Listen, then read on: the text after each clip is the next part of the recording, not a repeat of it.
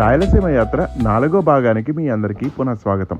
Part 3లో మనము ప్రొద్దుటూరు చేరుకుని అక్కడ పురాతనమైన శ్రీ ముక్తి రామలింగేశ్వర స్వామి దేవాలయాన్ని సందర్శించి తదుపరి ప్రయాణం కొరకు 22 కిలోమీటర్లు ప్రయాణించి జమ్మలమడుగు చేరుకోబోతున్నాం. ప్రొద్దుటూరు నుంచి ముద్దనూరు వెళ్లే మార్గంలో 13 కిలోమీటర్లు ప్రయాణించిన తర్వాత కలమల్ల అనే ఒక చిన్న గ్రామం వస్తుంది. అక్కడే 5వ శతాబ్దపు మొట్టమొదటి తెలుగు శాసనం బయటపడింది. దాన్ని కలమల్ల తెలుగు శాసనం అంటారు. ఒకవేళ మీకు అవకాశం ఉంటే ఆ ప్రాంతాన్ని తప్పకుండా సందర్శించండి.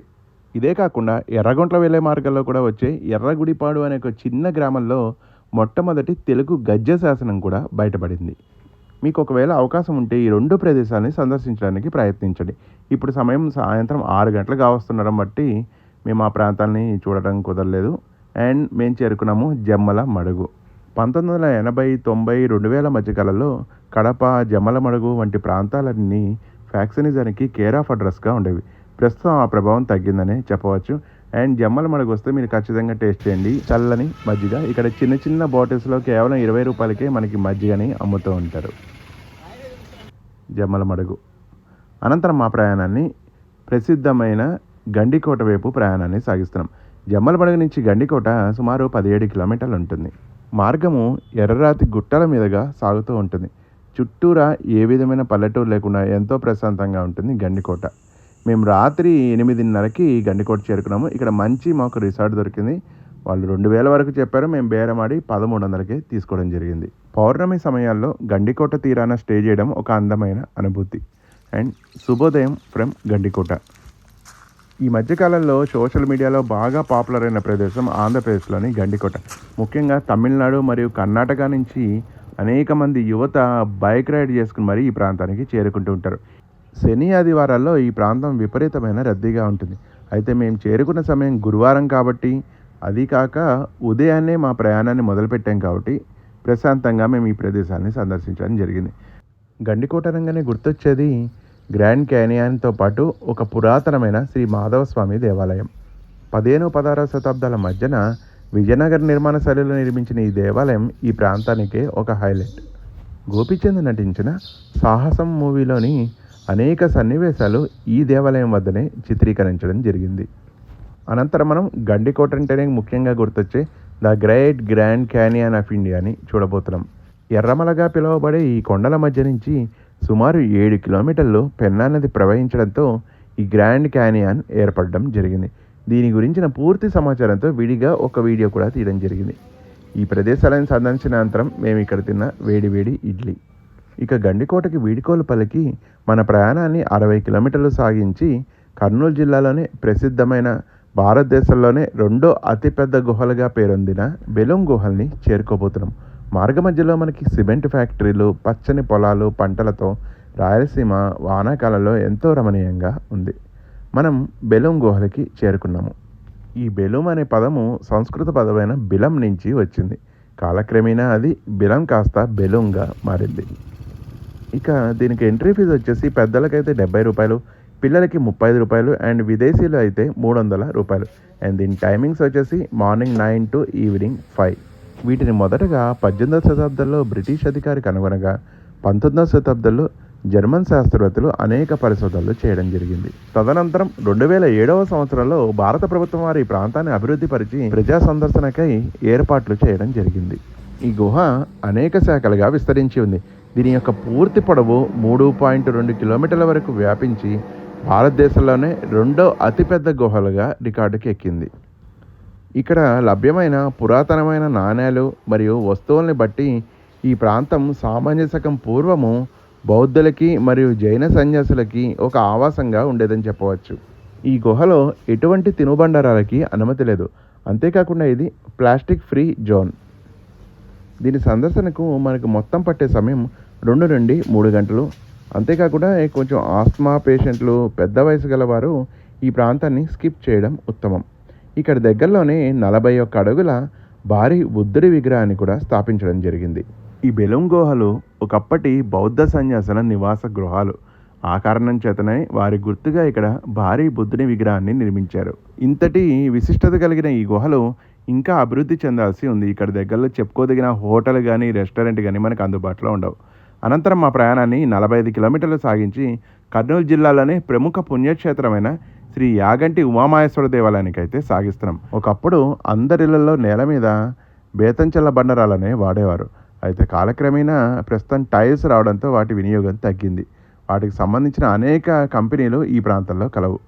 అండ్ కర్నూలు జిల్లాలోనే అతి ముఖ్యమైన పెద్ద రిజర్వాయర్లో ఒకటైన అవకు రిజర్వాయర్ కూడా ఇదే మార్గంలో మనకి వస్తూ ఉంటుంది. కర్నూలు జిల్లాలో ప్రవహించే పాలేరు అనే ఒక చిన్న నది మీద నిర్మించిన అతిపెద్ద ఆనకట్ట సుమారు 600 ఎకరాల వరకు విస్తరించి ఉండి కర్నూలు జిల్లాలో 1000 ఎకరాల వరకు పంట మరియు తాగునీటికి ఉపయోగపడే అతి ముఖ్యమైన జలాశయం. ఇక్కడ మీరు దూరంగా చూస్తున్నది సీజనల్ వాటర్ఫాల్. ఏపీ టూరిజం వారు ఈ ప్రాంతాన్ని డెవలప్ చేసి స్పీడ్ బోటింగ్ వంటివి కూడా ఏర్పాటు చేశారు. వీటికి మనిషికి 150 రూపాయలు and timings morning 9 to evening 5:30 వరకు. యాగంటికి వెళ్ళే మార్గంలో మనకి వచ్చే మరో ముఖ్యమైన చారిత్రాత్మకమైన ప్రదేశం బనగానపల్లె. మనం బనగానపల్లె చేరుకున్నాము. ఈ ప్రాంతంలోనే ప్రసిద్ధ శ్రీ పోతులూరి వీరబ్రహ్మేంద్ర స్వామి గారి మఠము, ఆయన నివసించిన నిజ గృహం కూడా కలదు. దురదృష్టవశాత్తు 2025లో సంభవించిన మోంతా తుఫాను కారణంగా రాయలసీమలో కురిసిన అతి భారీ వర్షాల వల్ల ఈ పురాతన బ్రహ్మంగారి నిజగృహము పాక్షికంగా ధ్వంసమైంది. ఇప్పుడు మీరు చూస్తున్నదే ఆయన నిజగృహంలో ధ్వంసమైన భాగాలు. అయితే ఆంధ్రప్రదేశ్ ప్రభుత్వము ఈ ప్రాంతాన్ని అభివృద్ధిపరిచి ఈ గృహాన్ని పునర్నిర్మిస్తున్నట్టుగా పేర్కొనడం జరిగింది. ఎంతోమంది బ్రహ్మంగారిని అనుసరించేవారు మరియు భక్తులు ఈ సంఘటనతో తీవ్రంగా కలత చెందారు. ఇక్కడ దగ్గరలోనే బ్రహ్మంగారి మఠానికి సంబంధించిన ఒక గుడి కూడా కలదు. అయితే ప్రస్తుతం మధ్యాహ్న సమయం కావడంతో ఈ దేవాలయాన్ని మూసివేయడం జరిగింది. మీరు ఒకవేళ బనగానపల్లి వస్తే ఈ బ్రహ్మంగారి మఠాన్ని మరియు ఆయన నిజ గృహాన్ని తప్పకుండా సందర్శించండి. ఈ బనగానపల్లిలో మామిడి పండుగకు సంబంధించిన ఒక గొప్ప కథ ఉంది. అదేంటో ఇప్పుడు మనం తెలుసుకుందాం. మామిడి పండు భారతదేశానికి సంబంధించిన పండు. అయితే పోర్చుగీస్ వారు మొదట భారతదేశానికి వచ్చినప్పుడు వారి దగ్గర పండే వివిధ రకాల మామిడి వంగడాలను తీసుకొచ్చి భారతదేశంలో అనేక ప్రాంతాల్లో నాటడం జరిగింది.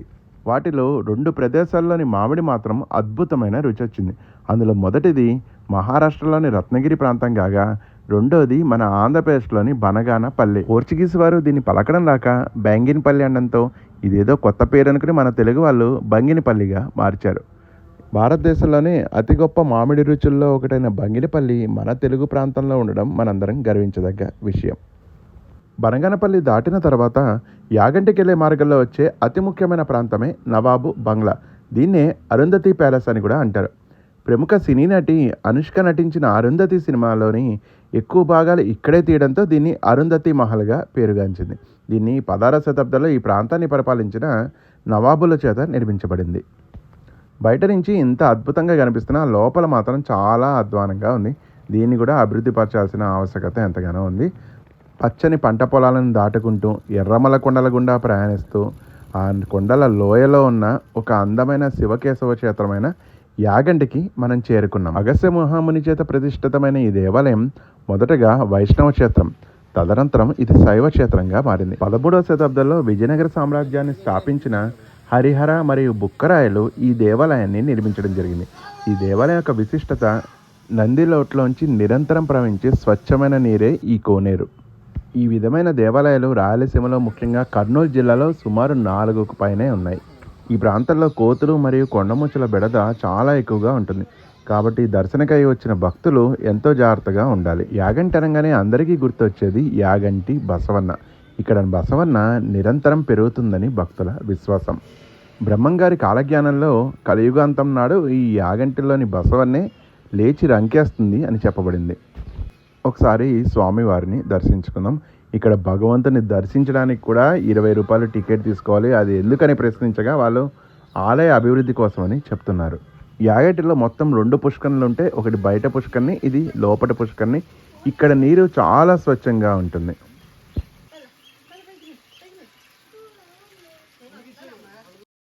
యాగంటిలో మొదట అగస్త్య మహాముని శ్రీ మహావిష్ణువు విగ్రహాన్ని స్థాపించదలిచారు. అయితే విగ్రహం యొక్క బొటని వేలు బీటలు పడడంతో ప్రాణప్రతిష్ఠ చేయలేకపోయాను. దాంతో అగస్త్యుడు ఎంతగానో చింతించను. అప్పుడు పరమేశ్వరుడు ప్రత్యక్షమై ఈ ప్రాంతాన్ని శైవ క్షేత్రంగా మార్చమని చెప్పాను. ఆ విధంగా ఇక్కడ శివలింగాన్ని ప్రతిష్ఠించడం జరిగింది. మనకు ఎదురుగుండా కనిపిస్తున్న ఈ గుహలోనే పురాతనమైన అగస్త్యముని ప్రతిష్ఠితమైన మహావిష్ణువు విగ్రహం కూడా కలదు. ఈ యాగంటి చుట్టుపక్కల సుమారు 10-12 కిలోమీటర్ల దూరంలో అనేక పుణ్యక్షేత్రాలు కలవు. వాటిలో ముఖ్యమైనది శ్రీ మద్దిలేటి నరసింహస్వామి దేవాలయం, ముచ్చట్ల మల్లికార్జున స్వామి దేవాలయం. బనగానపల్లి వెళ్ళు మార్గంలో పోతులూరి వీరబ్రహ్మేంద్ర స్వామి గారు కాలజ్ఞానం రచించిన రవ్వలకొండ గుహలు కూడా ఇక్కడ కలవు. అయితే చాలా ప్రదేశాలు సమయాభావం వల్ల మేము చూడలేకపోయాము. అనంతరం మేము ఇక్కడ దగ్గరలోనే కుంభకోణం డిగ్రీ కాఫీ అని చాలా ఫేమస్. నేను తమిళనాడు ట్రిప్ వెళ్ళినప్పుడు కూడా దీన్ని తాగడం జరిగింది. సో ఇక్కడ కొత్తగా బ్రాంచ్ పెట్టారు, దీన్ని టేస్ట్ చూసాం. ఓకే, పర్లేదు. ఇప్పుడు సమయం సాయంత్రం 6 గంటలు కావస్తుంది. ఈరోజు రాత్రి మేము 90 కిలోమీటర్లు ప్రయాణించి అహోబిలం చేరుకోవాలనుకుంటున్నాం.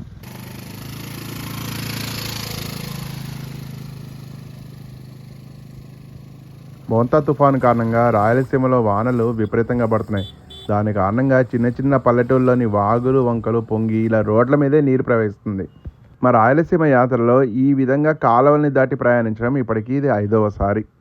యాగంటి నుండి అహోబిలం చేరుకోవడానికి 2 ప్రధాన మార్గాలు ఉన్నాయి. ఒకటి కోవెలగుంట్ల మీద నుంచి ఆలగడ్డ మీదుగా అహోబిలం చేరుకోవడం, రెండోది దీపగుంట్ల మీదుగా ఆలగడ్డ చేరుకుని అహోబిలం చేరుకోవడం. కాకపోతే ఇది 20 కిలోమీటర్లు ఎక్స్ట్రా అవుతుంది. కాకపోతే ఇది రాయలసీమ ఎక్స్ప్రెస్ వే గుండా వెళ్తుంది కాబట్టి మా ప్రయాణ సమయం చాలా తక్కువగా ఉంటుంది. చూస్తుండగానే రాత్రి అయిపోయింది. మేము ఆళ్ళగడ్డ దాటి టువర్డ్స్ అహోబిలం వైపు ప్రయాణిస్తున్నాము. రాయలసీమలో శ్రీశైలం, అహోబిలం, మహానంది ఇవన్నీ ఫుటిల్స్ ఆఫ్ నల్లమలగా పేర్కొనవచ్చు. మనం రాత్రి 8 గంటలకి మేము అహోబిలం చేరుకున్నాము. దిగువ అహోబిలంలోని ప్రధాన దేవాలయానికి అతి సమీపంలో మేము రూమ్ని తీసుకోవడం జరిగింది. రూమ్ కాంపౌండ్ నుంచి చూడండి ఎంత బాగా కనిపిస్తుందో దేవాలయం యొక్క గోపురం.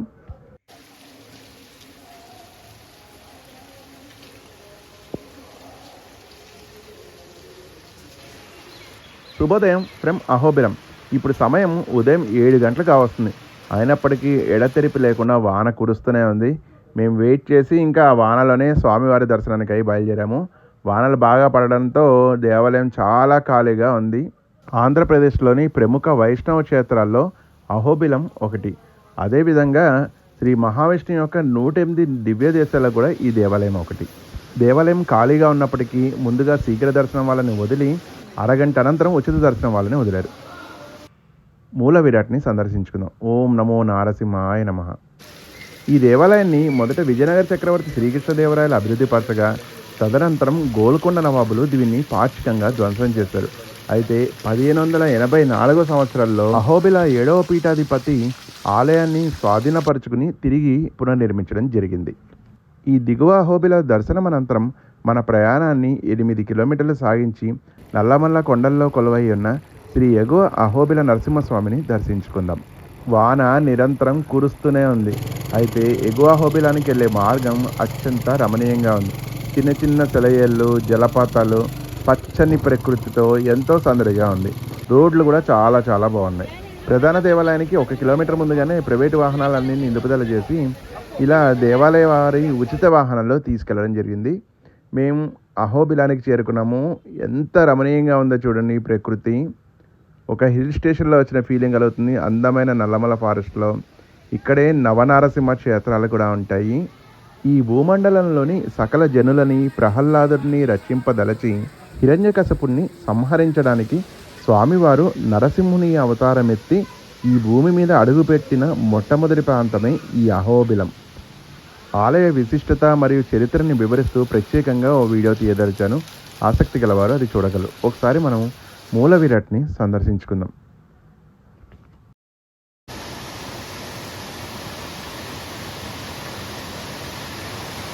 ఇక్కడ నుండే యోగా నరసింహ, జ్వాల నరసింహ, ప్రహ్లాద నరసింహ మరియు ఉగ్రస్తంభానికి వెళ్ళే మార్గం కలదు. అయితే వానలు విపరీతంగా పడడంతో మేము ఆ ప్రాంతాలని సందర్శించలేదు. ఇప్పుడు సమయం ఉదయం 10 గంటలు. అహోబిల దర్శనం అనంతరం మా ప్రయాణాన్ని టువర్డ్స్ మహానంది వైపు సాగిస్తున్నాము. అహోబిలం టు మహానంది సుమారు 70 కిలోమీటర్లు. మార్గం మాత్రం అత్యంత రమణీయంగా ఉంటుంది.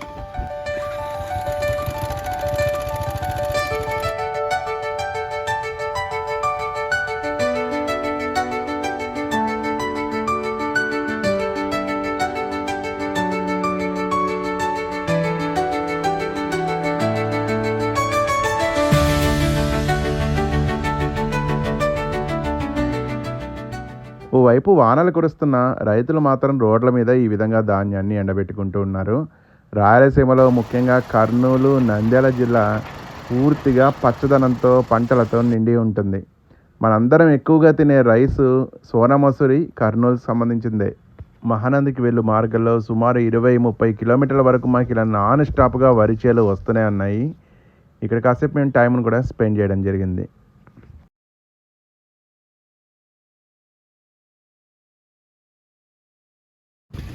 అండ్ మేము నంద్యాల జిల్లాలోని మహానందికి చేరువలో ఉన్నాము. నంద్యాల అనే పేరు రావడానికి కారణమే ఈ మహానంది. నందియాల కారణంగా నంద్యాల అయింది. ఇక్కడే తెలుగు గంగ ప్రాజెక్ట్ కూడా ఉంటుంది. అండ్ నంద్యాల అంటేనే గుర్తొచ్చేది మనకి ప్రధానంగా రెండు. ఒకటి మహానంది దేవాలయం, రెండోది నంద్యాల చక్రకేళి అట్టిపళ్ళు. ఇక్కడ ఎటు చూసినా విపరీతంగా అరటి తోటలు కూడా ఉంటాయి. మనం మహానందికి చేరుకున్నాము. ఇది నూతనంగా అభివృద్ధి పరిచిన నంది సర్కిల్ అంటారు. ఇక్కడ నుంచి దేవాలయానికి వెళ్ళే మార్గం ఉంటుంది. మహానంది ఆంధ్రప్రదేశ్లోని ప్రముఖ శైవ క్షేత్రాల్లో ఒకటి. ఇది దేవాలయం కన్నా వీటి కోనేరు ద్వారా ఎక్కువగా ప్రాచుర్యం పొందింది. కొన్ని వందల ఏళ్ళుగా ఇప్పటికీ నంది నోటి నుంచి స్వచ్ఛమైన నీరు ఉద్భవించి 2 కోనేళ్లుగా మారుతుంది. అక్కడి నుండి ప్రవాహం ముందుకు సాగి తెలుగు గంగ ప్రాజెక్టులోకి కలుస్తుంది. కోనేటిలోని నీరు ఎంత స్వచ్ఛంగా ఉంటాయంటే మీరు ఒక రూపాయి నాణ్యాన్ని కోనేరులో వేసి చూస్తే స్పష్టంగా కనిపిస్తూ ఉంటుంది. ఈ దేవాలయాన్ని మొదట చాళుక్యులు నిర్మించగా తదనంతరం విజయనగర రాజులు అభివృద్ధిపరిచారు. ఒకసారి స్వామివారిని దర్శించుకుందాం. ఈ దేవాలయాన్ని నేను ఇప్పటివరకు 3 సార్లు సందర్శించాను. అయితే మొదట్లో దేవాలయంలో మొబైల్ పర్మిషన్ ఉండేది. అయితే ఆకతాయిల ఆగడాలు పెరిగిపోవడంతో ప్రస్తుతానికి మొబైల్ పర్మిషన్ని నిలిపివేశారు. ఈ దేవాలయానికి మరో ప్రముఖ ఆకర్షణ నూతనంగా నిర్మించిన భారీ నంది విగ్రహం. సుమారు 21 అడుగుల ఎత్తుతో తెల్లగా అందంగా ఉంటుంది ఇక్కడ నంది. దీనికోసం ప్రత్యేకంగా పార్కు కూడా నిర్మించారు. దానికి ఎంట్రీ ఫీజు ఉంది. ఎంట్రీ ఫీజు వచ్చేసి 10 రూపాయలు. ప్రస్తుత సమయం మధ్యాహ్నం 1 గంట. ఇక్కడి నుంచి 300 మీటర్ల దూరంలో దేవాలయం వారి అన్నశాల ఉంది. అక్కడ అన్నప్రసాదాన్ని స్వీకరించడం జరిగింది. ఎంతో రుచిగా ఉంది. దేవాలయం చుట్టుపక్కల ఉన్న నల్లమల ఫారెస్ట్. మహానందిని చెప్పుకున్నాం కదా, ఫుట్ హిల్స్ ఆఫ్ నల్లమల అంటారు. మార్గంలో వచ్చే అందమైన అరటి తోటలు. భారతదేశంలో అత్యధికంగా అరటి పంట పండే రాష్ట్రం మన ఆంధ్రప్రదేశ్.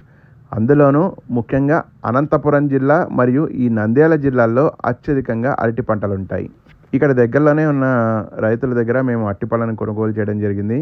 డజన్నర కేవలం మాకు 20 రూపాయలకే ఇచ్చారు. అయితే యూపీఐ పేమెంట్ లేకపోవడంతో ఆమె ఫ్రీగా మాకు 5-6 అరటిపళ్ళు ఇవ్వడం జరిగింది. చక్రకేళి అరటిపళ్ళు తినాలంటే అది నంద్యాల మహానంది ప్రాంతంలోనే తినాలి. అలా చక్రకేళి రుచిని మేము ఆస్వాదించి టువర్డ్స్ నంద్యాల వైపు అయితే సాగిస్తున్నాము. ఫైనల్గా మేము నంద్యాల జిల్లా చేరుకున్నాము. మహానంది నుండి నంద్యాల 17 కిలోమీటర్లు. నంద్యాల వస్తే తప్పకుండా రుచి చూడాల్సినవి 2. ఒకటి రాగి సంగటి, రెండోది రాయలసీమ డ్రింక్ అయిన నన్నారి. దాన్నే సుగంధి వాటర్ అని కూడా అంటాము.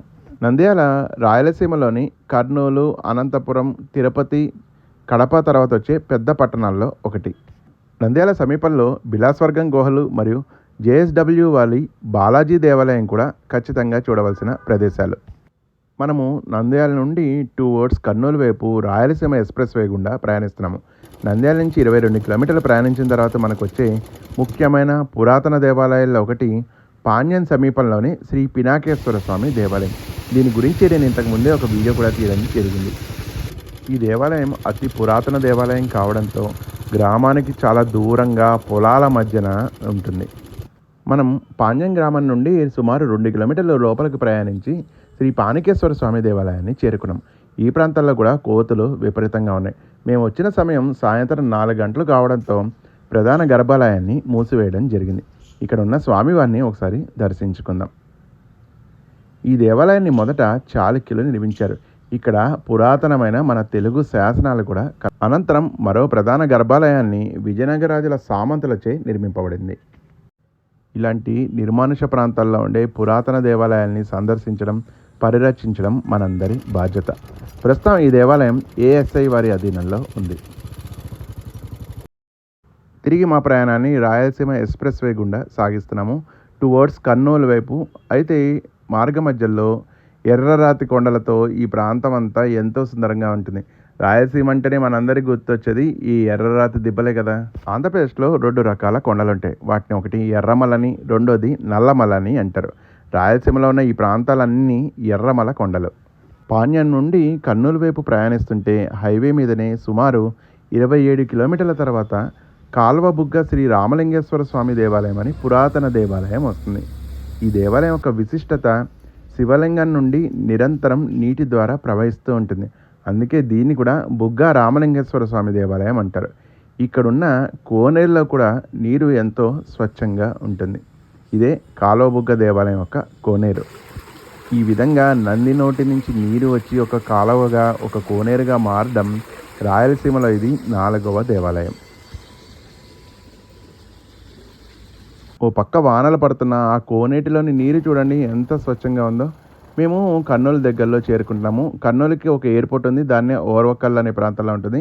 ఇక్కడే ఓర్వకల్ రాక్ గార్డెన్ కూడా ఉంటుంది. అందమైన రాతి సహజ శిల్పాలు ఇక్కడ మనకి కనిపిస్తూ ఉంటాయి. మీకు ఒకవేళ అవకాశం మరియు సమయం ఉంటే ఈ రాక్ గార్డెన్ కూడా సందర్శించండి. ఓర్వకల్, కర్నూలు జిల్లా. రాయలసీమలోని అతిపెద్ద పట్టణము మరియు రాయలసీమ ముఖద్వారంగా పేరొందిన కర్నూలు పట్టణానికి మేము చేరుకోవడం జరిగింది. మా రాయలసీమ యాత్రని మేము మంత్రాలయం నుండి మొదలుపెట్టి అనంతపురం జిల్లా, సత్యసాయి జిల్లా, చిత్తూరు, కడప, నంద్యాల జిల్లాల మీదుగా చివరిగా కర్నూలు జిల్లా చేరుకోవడంతో ముగుస్తుంది. మా ప్రయాణంలో సుమారు 25కు పైనే పురాతన దేవాలయాలు, గొప్ప గొప్ప చారిత్రాత్మక ప్రదేశాలని సందర్శించడం జరిగింది. రాయలసీమలో సీమ ప్రజలకే తెలియని అనేక పురాతన దేవాలయాలు, గుహలని మా ప్రయాణంలో ఆవిష్కరించడం జరిగింది. దక్షిణ భారతదేశం అంటేనే దేవాలయాలకి పేరు. అందులోనూ మన తెలుగు నేల మీద, ముఖ్యంగా రాయలసీమలో అనేక పురాతన దేవాలయాలు కలవు.